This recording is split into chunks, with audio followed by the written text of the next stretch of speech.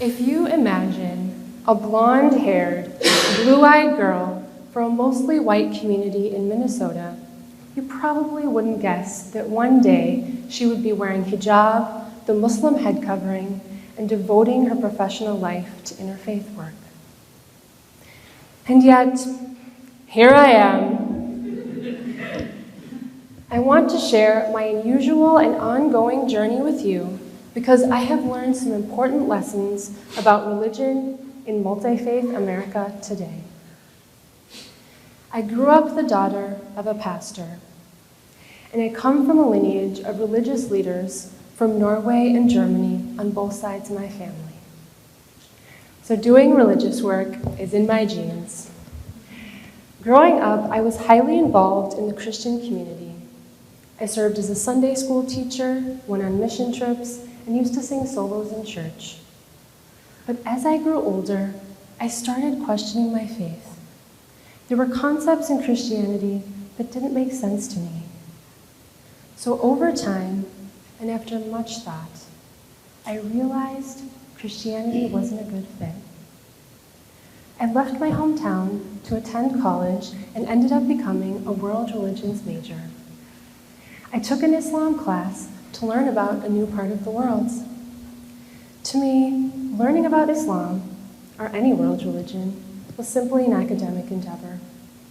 But on a personal level, at that point in my life, I decided being atheist was the best choice for me. Yet, as I tried to be atheist, I was missing meaning and community in my life, so I knew that being atheist wasn't a good fit as well. Continuing in my educational career, I went to graduate school to study higher education. While in my first year in grad school, I was looking to make new friends. And at that university, they had a large international student population.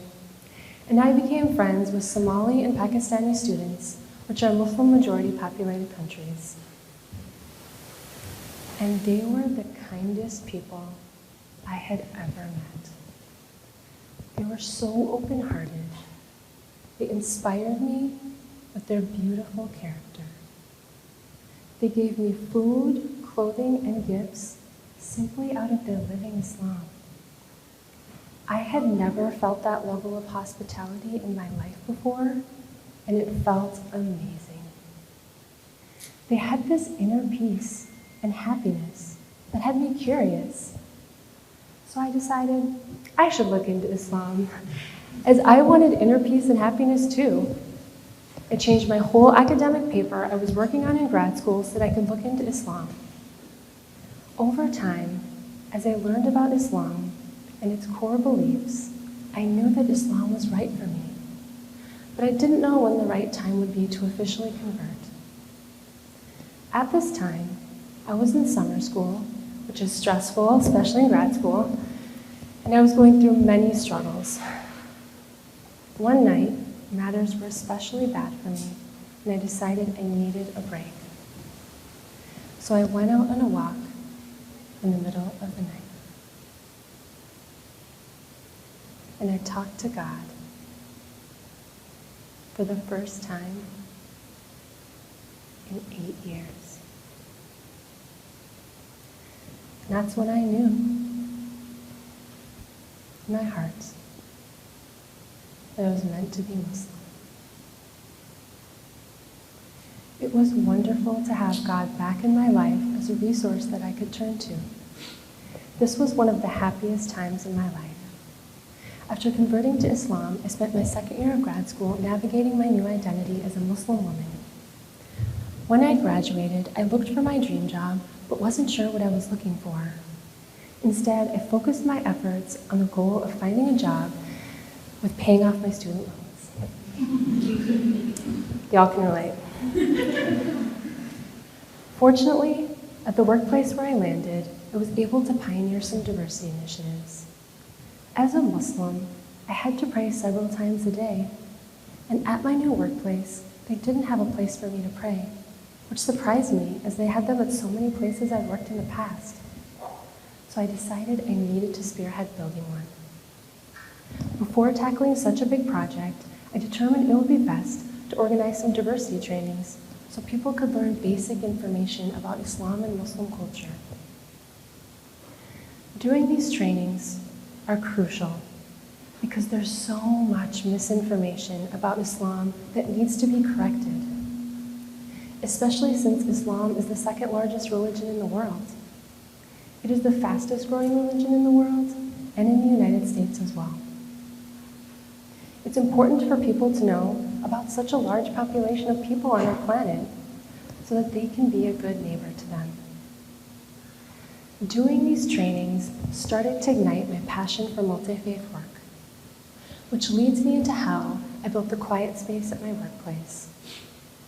When I first realized there was no place for me to pray, I started talking to my friends, then my supervisor, next our VP of HR, and finally our CEO and president about it.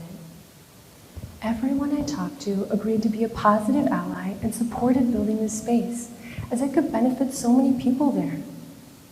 From the beginning of developing the space, I intentionally chose a secular name for it. I used to be atheist, and at that point in my life, I did not want to practice any religion at all. So I wanted to honor and respect people who don't want religion in their life. I wanted a safe place for atheists to use the room to reflect or just have a quiet place to escape. But I also wanted to appeal to the religious people, myself included, who needed it to pray and meditate. So I called it Quiet Space. There was one hurdle, and that was figuring out where the space would be located. It did take some time to research finding a space that is ideal for Muslims to pray, which includes being safe, clean, private, and quiet. Eventually, I found a space that fit all those criteria. It took me 2 years to build, but now there is a designated place for people to pray, meditate, and reflect. Having created this space means so much to me because it's an homage to my ancestors who were religious leaders. One of my descendants from Norway established 11 congregations in North Dakota. I am continuing their legacy by building a secular quiet space. In a way, I built a masjid, which is a place of worship for Muslims, but I built a secular masjid that all could benefit from. After happily paying off my student loans, I was finally able to land my dream job. What I do is multi-faith work on a college campus, which is a combination of the 2 degrees that I earned. Some of the student groups that I work with are multi-faith literacy, Buddhist and secular meditation, interfaith action, Muslim and Jewish student life. Outside of my day job, I enjoy giving speeches about Islam and Muslim culture in the community. One big opportunity was that I gave a speech at the first women's-only masjid in the United States. Leading up to the talk, I dove into academic research on women's empowerment within Islam. For 7 months, I studied specific examples on how Islam and Muhammad champion women. This process of learning was a reward in itself. But sharing that knowledge with the women there was the best experience of my life. Unfortunately, culture is used to limit leadership opportunities for women. This is true in secular as well as many religious contexts. But through my research, I found that Islam actually encourages women to be leaders. Muhammad celebrated many strong women during his time, including Khadija, Aisha, and Waraka. Through my conversion to Islam, generations of pastors in my family, and being a world religions major, I found my life's calling of doing multi-faith work. With my unique background, I am able to help people understand that Islam is a positive religion and that Muslims are normal people. One person thinks so. Not only that, but that the religion of Islam is actually empowering to women. With my complex identity of being a European American convert to Islam, I am a bridge between the 2 different communities that I'm a part of in my role as a multi-faith leader. by building a secular multi-faith space and doing diversity trainings at my old workplace, doing my day job of multi-faith work on a college campus, and uplifting Muslim women through Islamic literacy, I am contributing to a more just world. Can you think of a way that you could be an active ally to both the non-religious and the religiously diverse?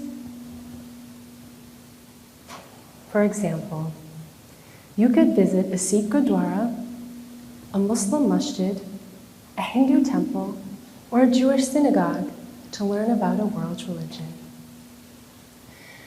Or you could attend a vigil to stand against the continued hatred and violence that many religious communities experience. I believe in your leadership to support those with no faith or those in diverse faiths in your local and global community.